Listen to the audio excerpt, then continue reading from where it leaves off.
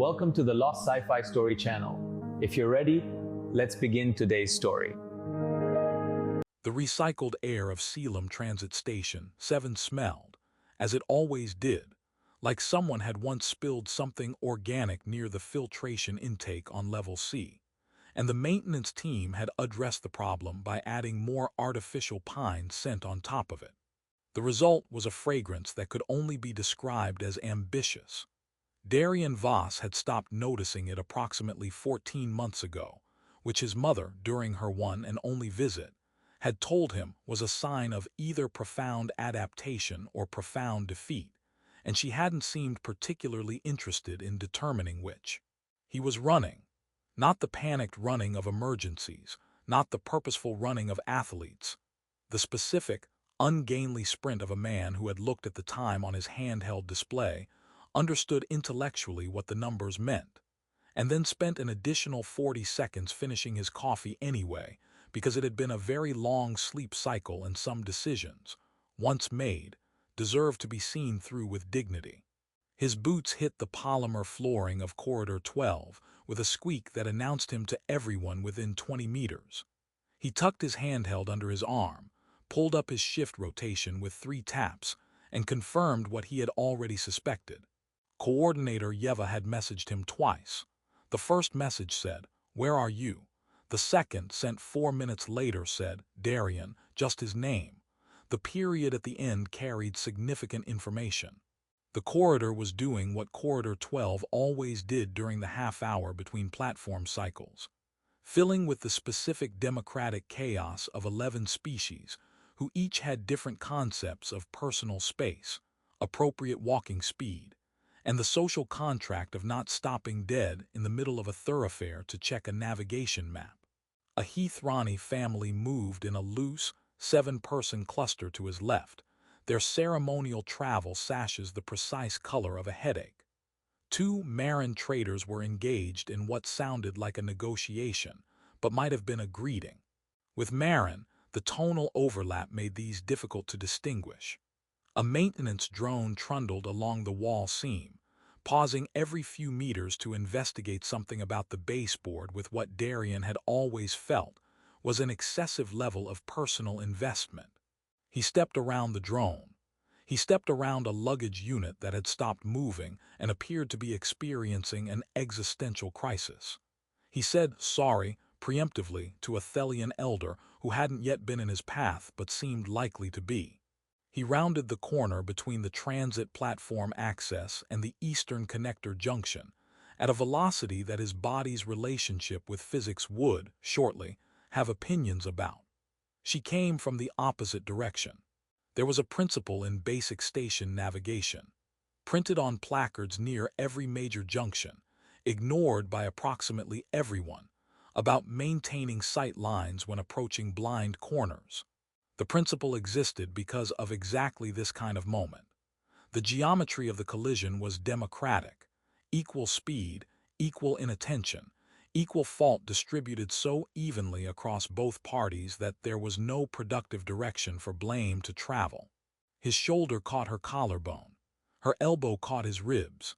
Something scattered her papers or documents, or whatever the thin iridescent material was that she had been holding, in a slow, fanning arc that the station's air recyclers caught and made briefly, pointlessly beautiful.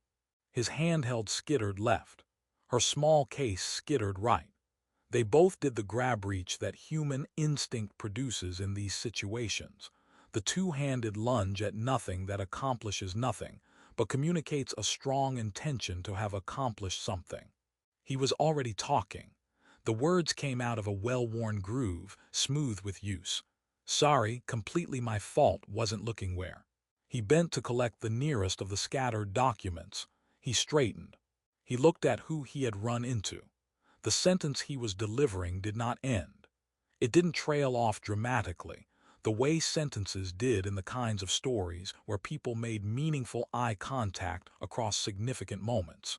It simply stopped, mid-construction, like a building where the workers had downed tools and walked away without explanation, leaving the 3rd floor open to the sky. She was steadying herself with the composed efficiency of someone whose sense of balance was excellent and whose opinion of the last 3 seconds was still being formulated. She stood roughly his height, perhaps fractionally shorter, and the first thing that registered before his conscious mind had assembled enough information to understand why it was registering at all was a quality of presence that didn't announce itself but occupied space with a completeness that made the surrounding corridor feel, by faint contrast, slightly less real. Her features were symmetrical with a thoroughness that moved past beauty into something more disorienting.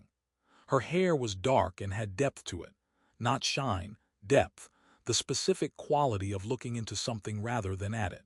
Her eyes, meeting his with the direct attention of someone who had been in the middle of reading something private and now found themselves in a public situation, were amber and warm and lit from somewhere behind the iris that had no anatomical explanation he could locate quickly. And then, beginning at her collarbone, light began to move under her skin. It branched, silver gold and deliberate as frost forming on a viewport. It traced upward along the line of her jaw and down both forearms simultaneously, reaching the backs of her hands in the time it took him to understand that he was watching it happen. It pulsed twice, 3 times, and then settled, not disappearing but lowering to a slow, even luminescence that his xenobiology certification began screaming at him about with the urgency of a proximity alarm. He had taken that certification because station employment required it. He had passed it on the 3rd attempt. He had retained from its contents a functional handful of practical points, and one, delivered by the module instructor with an emphasis that had penetrated even his exam week exhaustion, that came back to him now with the cold, clarifying force of something that had been waiting patiently in storage for exactly this moment. Bioluminescent designation patterns active on a Velocian national. Context-dependent presentation, 2 possible interpretations, medical emergency, or, he did not finish the thought, he didn't need to. The crowd around them had already begun to reorganize. The security office on level C had been decorated by someone who believed that beige was a complete artistic statement, and had then stopped believing anything at all. It contained a table, 4 chairs, a wall panel displaying the station's live traffic data in colors that managed to be both alarming and boring simultaneously, and a small potted plant that Darian suspected was artificial, but that had been placed with enough sincerity that challenging it felt unkind. He sat in one of the chairs and was offered water, which he accepted, and a brief explanation of his situation, which he accepted with less enthusiasm, because it turned out the explanation had several layers, and each layer was worse than the one above it. The station's diplomatic liaison arrived 17 minutes after he did. Her name was Coordinator Fesh, and she had the specific look of someone who had been asleep, had received an alert, had made a series of decisions about professionalism while getting dressed, and was still, at some deep biological level, negotiating the transition. Her collar was correct. Her expression was doing its best. She sat across from him, placed a datapad on the table, looked at it, and then looked at Darian with the eyes of a woman who had taken this posting because the previous one had been stressful and was now understanding something important about the nature of stress. She explained the Velocian physical contact protocols. She did this from the datapad, reading sections, and then paraphrasing them in the way that suggested she was encountering them in the same moment she was delivering them. The core of it was this: physical contact initiated by a non-Velocian upon a member of the Velocian ruling class was not, under their cultural framework, a neutral event. It carried weight. It required formal response. The offending party was obligated to present something called a shevakale, a formal acknowledgement of contact. She translated, with the precision of someone who had just looked up the translation, which was not quite an apology in any human sense, but a ritualized declaration of context, delivered directly to the party affected, who then held complete interpretive authority over how to receive it. "There are," Coordinator Fesh said, with the tone of a person choosing words from a very bad selection, two primary interpretations available to her. Darian waited. She may receive it as a formal insult requiring diplomatic censure, which would involve your station employment record, a report filed with the Velosian Embassy on Meridian Hub, and a mandatory cultural sensitivity course of approximately 40 hours. She paused. Or she may receive it as contextually neutral, an accident essentially, formally acknowledged and formally released. Those both sound fine, Darian said, with the cautious optimism of a man who has not yet been told about the third option. Coordinator Fesh looked at her datapad with the expression of someone who had just remembered the third option. There is also a third category. It's obscure. It appears mostly in pre-unification literature and a small number of anthropological texts. She set the datapad down. It translates, roughly, as an honest collision. The cultural concept is, and I want to be clear that this almost certainly won't apply, that genuine, unperformed contact between a member of the ruling class and a civilian, contact that occurs entirely outside the managed distance of protocol, has a specific cultural gravity in Velosian tradition. It's considered, in their historical literature, to be a moment of authentic meeting. She said this last part in the voice of a woman, professionally distancing herself from the romantic implications of what she was describing. The receiver invoking this category would mean the event is classified not as insult, not as neutral, but as significant, worthy of follow-up. Darian looked at her, she looked at him. The traffic data on the wall panel shifted colors unhelpfully. How likely is that? He asked. Vanishingly, she said immediately. Then she picked her datapad back up and stopped making eye contact, which told him more than the word had. He was escorted to a conference room that had been optimized for formality on short notice, which meant the fluorescent quality of the lighting had been slightly reduced, and someone had placed a vase of artificial flowers on the table that were not fooling anyone. Darian sat on one side. Two station officials sat beside him, radiating the professional composure of people who were internally screaming. And then she came in, and the room rearranged itself around her the way rooms did, not because she demanded it, but because she had the quality, native and apparently effortless, of being the axis around which adjacent space quietly organized. Her security detail distributed itself along the walls with the stillness of people who were professionally invisible and personally having a difficult shift. She sat across from Darian with the settled ease of someone who had attended 10,000 formal meetings and found this particular one, so far, mildly interesting. Her bioluminescence was running quiet, just the faintest tracery at her temples, slow and even. Coordinator Fesh produced the phonetically transcribed card. Darian looked at it. The Velosian script had been rendered in standard letters below each phrase, and reading it felt like what he imagined. It felt like to perform surgery from a diagram you'd found in a general encyclopedia. Technically possible, probably inadvisable, definitely something that the person on the other side should have been warned about. He delivered the chevacale. He did it carefully, the way a person carries something fragile across a room with an uneven floor. He mispronounced the fourth word, a tonal distinction that the translator device on the table caught a half-second too late, outputting the correction into the brief silence after the error had already existed.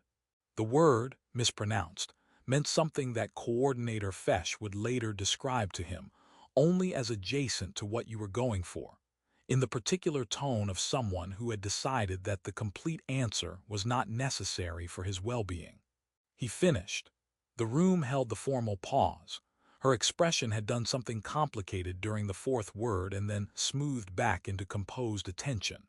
She responded the ritual form, correctly and completely, and Darian released a breath he had been holding since level C. Then she continued speaking, in standard, conversationally, in the direction of Darian, as though the 6 security agents and 2 station officials and 1 increasingly pale diplomatic coordinator were furniture that had been arranged for ambience. "What were you late for?" she asked. He blinked. Shift change, dock coordination level B platforms. She considered this. How often are you late? Statistically, he thought about it, most of the time. But never by more than 6 minutes. I have a system. What is the system? It's less a system, he admitted, and more a philosophy. The philosophy is that the shift starts when I get there, and everything before that is preparation. The coordinator made a sound beside him. It was very small and expressed an enormous amount. But she, Sira, though he didn't know her name yet, had tilted her head slightly, the way a person tilts their head when something has landed differently than expected. Her bioluminescence shifted, barely perceptibly, a little warmer at the temples. Your supervisor accepts this philosophy. My supervisor, Darian said, has a second philosophy, which is that Darian Voss functional is worth more than Darian Voss punctual, and she holds these two philosophies in tension on a daily basis. I think it keeps her sharp. The laugh came again, briefer than the one in the corridor, but real in exactly the same way, unscheduled, unmanaged, the kind that arrives before performance can intercept it. The bioluminescence flared gold at her temples and then settled, and in the wake of it, the quality of the room changed in some way that Darian couldn't quantify, but the security chief could apparently feel, because he shifted his weight with the micro-expression of a man updating a threat assessment in a direction he hadn't anticipated. They talked. The meeting, which had been structured to last the length of a formal exchange and nothing else, continued past that structure and into something without a name on Coordinator Fesch's protocol document. She asked about the station, not its specifications, not its function, but what it was like to live inside it, to know it the way a place is known only by the people it keeps rather than the people it passes through. Darian answered honestly, because he had used everything else up. He told her about the level C filtration smell.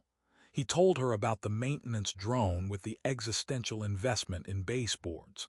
He told her about the vendor, whose product could not legally be called meat under 3 planetary jurisdictions, and how this had not reduced its customer base by any measurable amount.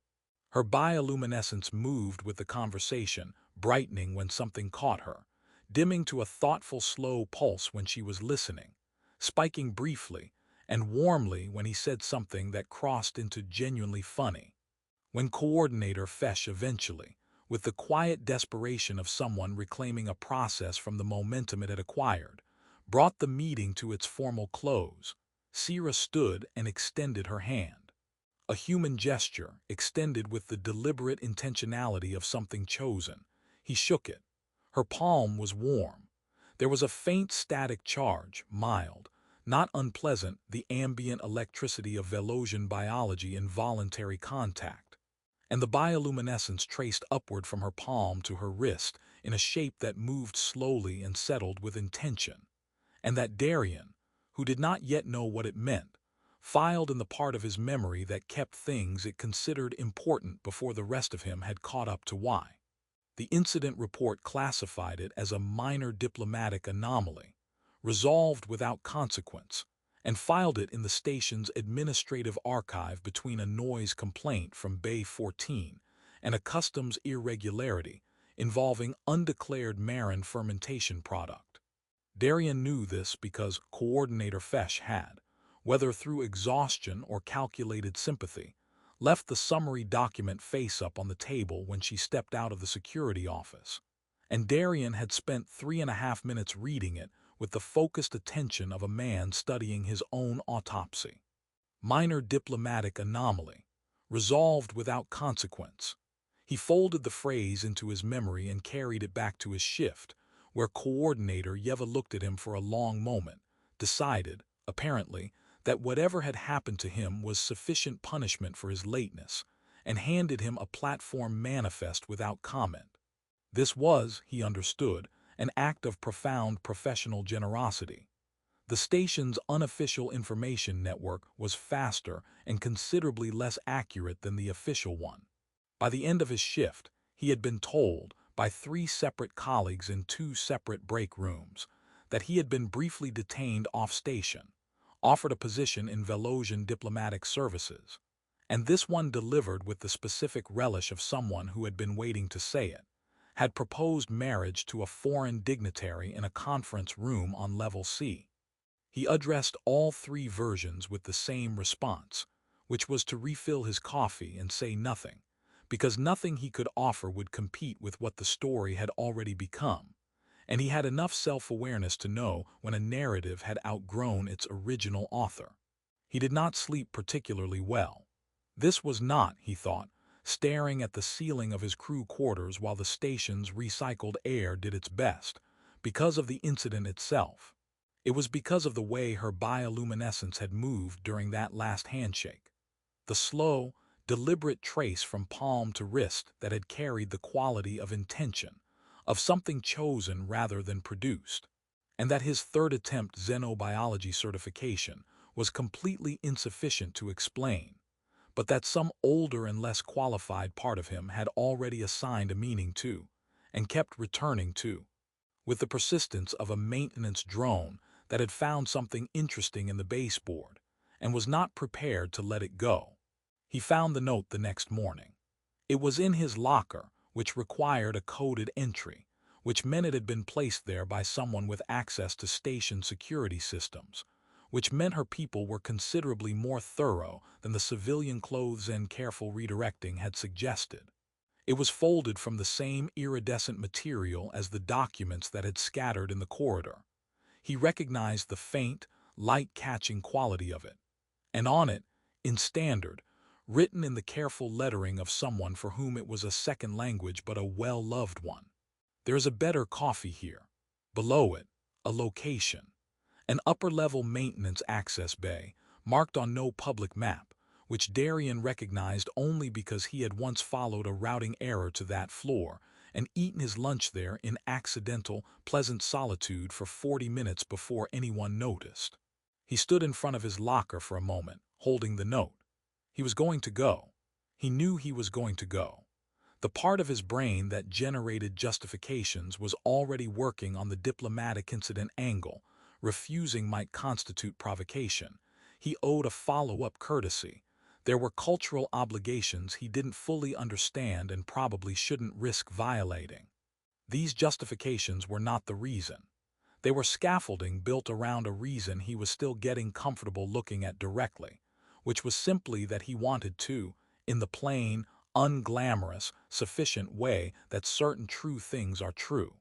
She was at the viewport when he arrived, standing rather than sitting, watching the slow drift of ships against the star field outside with the focused quiet of someone memorizing something. She was wearing clothes that made no argument for her rank, the practical layers of a person who does not want to be looked at. And she was holding 2 cups from a vendor on the upper concourse that Darian had always assumed operated primarily for beings with fundamentally different biochemical requirements. She handed him one without preamble. It was, improbably, the best coffee he had encountered in 14 months aboard the station, which said something pointed about his previous approach to the upper concourse. They stood at the viewport for a while without speaking, which was its own kind of conversation, the kind that establishes whether two people can exist in the same silence without either of them feeling the need to fix it. She could. He found to his mild surprise that he could too. He was not generally a person who managed silence well. He tended to populate it with words, with observations, with the low-grade social static of someone who found quiet slightly suspicious. But this was different.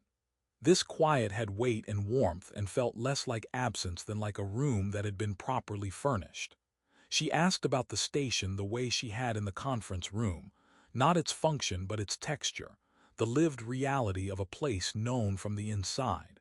He told her things he hadn't thought to articulate before, that the lighting on level B shifted almost imperceptibly warmer in what the station systems designated as evening, and that after enough months you started feeling the shift in your body before you registered it consciously. A biological clock synchronized to artificial light on a station with no sun. That there was a specific quality of silence in the cargo bays in the small hours, That was the closest thing to solitude he'd found in a place where 40,000 beings lived in permanent proximity. That he had never, in 14 months, been entirely sure whether he was passing through or staying, and had eventually stopped treating these as different conditions. She listened with the attention of someone who had spent most of her life in rooms where listening was a performance, and had developed a precise sensitivity to the difference between that and the real thing. Her bioluminescence moved with the conversation in the pattern he was beginning to learn, the warm brightening at her temples when something landed with particular weight, the slow drift toward amber when she was thinking. When he said the thing about passing through versus staying, the light shifted into the copper moonlight pattern he had first seen in the conference room, and it moved in long, quiet waves, and she did not comment on it, and he did not ask, because he understood by now that some things communicated more clearly in the medium they had chosen. She told him, without being asked, that she would be leaving in the morning. She did not frame this as information requiring a response, which was considerate, because he wasn't sure he had one available that would fit in the space the moment had made. She told him that the visit had been, and she paused here, selecting from her second language with care, useful, in the original purpose, and in other ways that had not been anticipated, which in her experience were frequently the more significant kind. I made a diplomatic incident, he pointed out. You made an honest collision, she said, and the distinction in her voice was not small. He thought about the Chevacale, the third category, the obscure one that appeared in pre-unification literature and the footnotes of anthropological papers. He thought about Coordinator Fesch's face when she had described it, professionally distanced, technically informative, making eye contact with the datapad. He thought about the word she had used, significant, the fourth word, he said, in the Chevacale when I mispronounced it. A pause. The bioluminescence at her temples flickered with something that might have been suppressed amusement. Yes. What did I actually say? She considered this with the expression of someone performing a genuine cost-benefit analysis. The correct word, she said finally, means. The contact was without malice. The word you said means. The contact was without trousers. She let this settle. The translator corrected it, formally. The phrasing in the record is accurate. He absorbed this. The bioluminescence across her face was entirely gold. So formally, he said, I am fine. Formally, she agreed, you are completely fine. They finished the coffee. The ships moved outside in their slow geometric patterns, indifferent and continuous. He had the particular awareness of a moment that knows itself, that arrives with a quality of clarity that everyday time doesn't carry, the sense of something being recorded at a higher resolution than usual, every detail sharp and kept. When she left, she did not say goodbye. She had explained this in the conference room, that Velosian had no direct equivalent, that the closest translation was something like, until the next collision. He turned this over in the days that followed the way you turn something over that has an interesting weight to it. He went back to work. He was 4 minutes late, which Coordinator Yeva acknowledged with a look that contained both resignation and a fundamental respect for consistency. He ate lunch in the cargo bay in the small hours once, in the particular silence he had described to her, and found that it meant something slightly different now. Not just solitude, but a place where he had been known, however briefly, in the unperformed way that is harder to find and longer to keep than almost anything else. The second note arrived on the fourth day, same iridescent fold, same careful standard lettering. A set of coordinates. He ran them through the navigation interface at his workstation, and then sat looking at the result for a long moment, because they resolved to a point well outside the station's system, in the direction of the outer Velosian transit corridors, a distance that was not commutable and was not casual, and was not, by any reading, the kind of thing you followed without understanding what you were following toward. Below the coordinates, one character, a question mark, just the one, standing in the open space of the iridescent page the way a door stands in a wall, not demanding anything, not promising anything, simply being with complete patience a door. Darian sat with it for a while. He thought about passing through versus staying, and how he'd stop treating them as different conditions. He thought about the copper moonlight pattern of her bioluminescence, moving in long, quiet waves, the language beneath the language. He thought about a second that had lasted long enough to change the shape of the time on either side of it. He folded the note. He put it in his pocket, where it sat with the particular weight of something that had already made a decision and was waiting for him to catch up. Then he pulled up coordinator Yeva's